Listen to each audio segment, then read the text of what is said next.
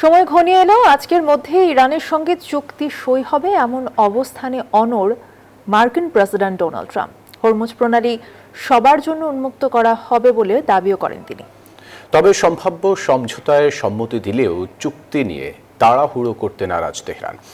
এদিকে ইরানের সতর্কবার্তার পরও বৈরুতে থামেনি ইসরায়েলি বাহিনীর হামলা। রবিবারও 2 জনের প্রাণ গেছে। ফলে লেবানন প্রশ্নে বাড়ছে অচলাবস্থার শঙ্কা। কূটনৈতিক সমঝোতায় পৌঁছাতে বারবার মতবিরোধে জড়াচ্ছে ওয়াশিংটন তেল আবিব।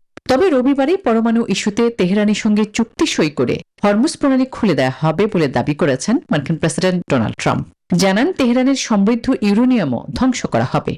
পাকিস্তানও 24 ঘন্টার মধ্যে শান্তি চুক্তির ইঙ্গিত দেয় বাড়ে সমঝোতার সম্ভাবনা। তবে সমঝোতায় সায় দিলেও ওয়াশিংটনের নির্ধারিত সময়ে চুক্তি করতে নারাজ তেহরান। দেশটির পররাষ্ট্রমন্ত্রী আব্বাস আরাকচি জানিয়েছেন কয়েকদিনের মধ্যে চুক্তি হতে পারে। সতর্ক করেছেন প্রাথমিক যুদ্ধবিরতির 60 দিন পরেই পরমাণু সহ অমীমাংসিত ইস্যুতে আলোচনায় বসবেন তারা। ইরান দক্ষিণ লেবাননে ইসরায়েলি আগ্রাসন বন্ধের তাগিদ দিলেও থেমে নেই হামলা। ফের ঘটেছে প্রাণহানির ঘটনা। উল্টো দক্ষিণের নাবাতিয়াতে অভিযান চালিয়ে হত্যাযজ্ঞে মেতেছে ইসরায়েলি সেনারা। ফলে লেবানন প্রশ্নে দেখা দিতে পারে অচল অবস্থার শঙ্কা। বিশ্লেষকরা বলছেন বৈরুতে তেল আবিবের হামলা তেহরান ওয়াশিংটনের মধ্যে সম্ভাব্য যুদ্ধবিরতি চুক্তিকে ভেস্তে দিতে পারে।